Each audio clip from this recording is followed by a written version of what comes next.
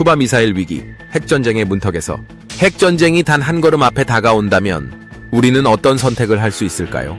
지도자들은 떨리는 손으로 핵 버튼 위에 손을 올리고 전 세계는 숨을 죽인 채 최악의 순간을 기다립니다.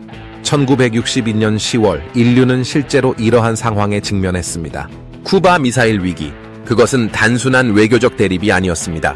인류 역사상 가장 위험했던 순간이자 세계가 파멸의 문턱까지 갔다가 가까스로 되돌아온 극적인 사건이었습니다. 이제 그 운명의 열쇠날을 되돌아보겠습니다. 냉전의 불길이 타오르다. 쿠바 미사일 위기는 하루아침에 발생한 사건이 아니었습니다. 2차 세계대전 이후 미국과 소련은 자본주의와 공산주의를 둘러싸고 치열한 냉전을 벌였습니다.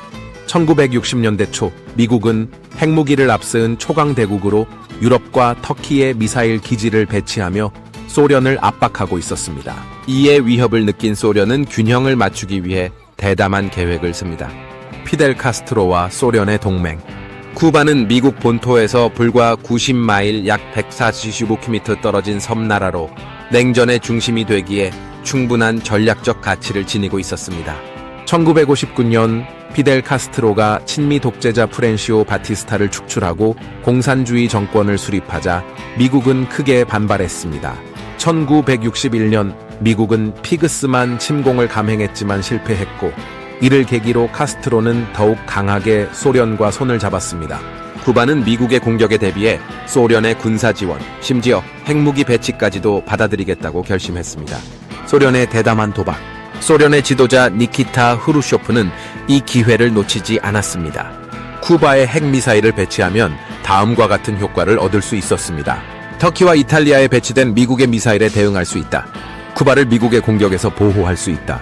소련의 군사력을 과시하며 미국과의 균형을 맞출 수 있다.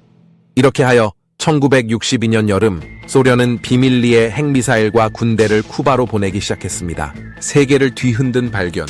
1962년 10월 14일 미국의 U-2 정찰기가 쿠바 상공을 비행하며 결정적인 사진을 촬영했습니다. 이 사진에는 미사일 기지가 건설 중인 모습이 뚜렷이 보였고 이는 미국 본토를 직접 타격할 수 있는 핵미사일이 배치되고 있다는 것을 의미했습니다. 백악관의 충격과 대응. 존 F. 케네디 대통령과 그의 참모들은 사진을 보자마자 위기감을 느꼈습니다. 쿠바에서 발사된 미사일은 뉴욕, 워싱턴, 시카고 같은 주요 도시를 불과 몇 분 만에 초토화시킬 수 있었습니다. 백악관은 긴급 회의를 소집했고 해결책을 논의하기 위해 국가안보회의 특별위원회 엑스컴을 구성했습니다. 의견은 크게 두 가지로 나뉘었습니다. 공격론, 즉각적인 공습과 쿠바 침공이 필요하다. 외교론, 공격은 소련의 보복을 불러올 것이다. 외교적 해결책을 찾아야 한다. 해상 봉쇄 작전. 전면전은 위험하다고 판단한 케네디는 해상 봉쇄, 쿼런틴을 선택했습니다. 10월 22일, 케네디는 전 세계를 향해 방송 연설을 했습니다. 쿠바에서 발사된 핵미사일이 미 대륙을 향할 경우 우리는 이를 소련의 공격으로 간주하고 즉각적이고 강력한 대응을 할 것입니다. 이 연설이 나간 직후 전 세계는 숨을 죽였습니다. 핵전쟁 직전의 열쇠날. 1962년 10월 16일부터 10월 28일까지 인류는 핵전쟁의 문턱에 서 있었습니다. 소련의 강경 대응. 소련은 미국이 먼저 터키에 핵미사일을 배치했으면서 우리 보고 빼라는 것은 말이 안 된다며 강경한 입장을 보였습니다. 소련의 군함과 화물선이 쿠바를 향해 출발했고 미국은 해군을 배치하여 이들을 저지할 준비를 했습니다. 초긴장 상태의 바다. 10월 24일 미 해군이 쿠바로 향하는 소련 함선을 저지하기 위해 대기하고 있었습니다. 이제 전쟁은 단 한순간의 실수로도 발발할 수 있었습니다. 그러나 긴장감 속에서 흐루쇼프는 소련 함선들에게 후퇴 명령을 내렸습니다.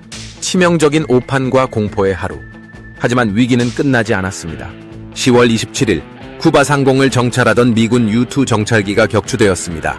미국 내부에서는 보복 공격을 주장하는 목소리가 커졌고 전쟁이 현실로 다가오는 듯했습니다. 그러나 케네디는 최후의 순간까지 침착함을 유지하며 전쟁을 막기 위해 협상을 시도했습니다. 세계를 구한 비밀 협상. 위기가 최고조에 달한 10월 26일 27일 흐루쇼프는 비밀 협상 제안을 보냈습니다. 쿠바의 소련 미사일을 철수하는 대신 미국이 쿠바를 침공하지 않겠다고 약속할 것. 미국이 터키에 배치한 미사일을 철수할 것. 10월 28일 케네디는 첫 번째 요구를 공개적으로 수락하고 두 번째 조건은 비공식적으로 수용했습니다. 흐루쇼프는 결국 쿠바에서 미사일을 철수했고 위기는 마침내 종료되었습니다. 그 후 인류가 배운 교훈, 쿠바 미사일 위기는 세계를 바꿨습니다. 미국과 소련 간 핫라인, 핫라인이 설치되어 위기 발생 시 직접 소통이 가능해졌습니다. 1963년 부분적 핵실험 금지 조약 PTBT이 체결되며 핵무기 실험이 제한되었습니다. 흐루쇼프는 이후 정치적 입지가 약화되어 1964년 실각했습니다. 쿠바 미사일 위기는 단순한 정치적 대립이 아니었습니다. 그것은 인류의 생존이 걸린 위기였습니다. 이 13날 동안 세계는 멸망 직전까지 갔다가 간신히 후퇴했습니다. 그리고 우리는 배웠습니다. 전쟁에서 승자는 없고 오직 살아남는 자만이 있을 뿐이라는 것을.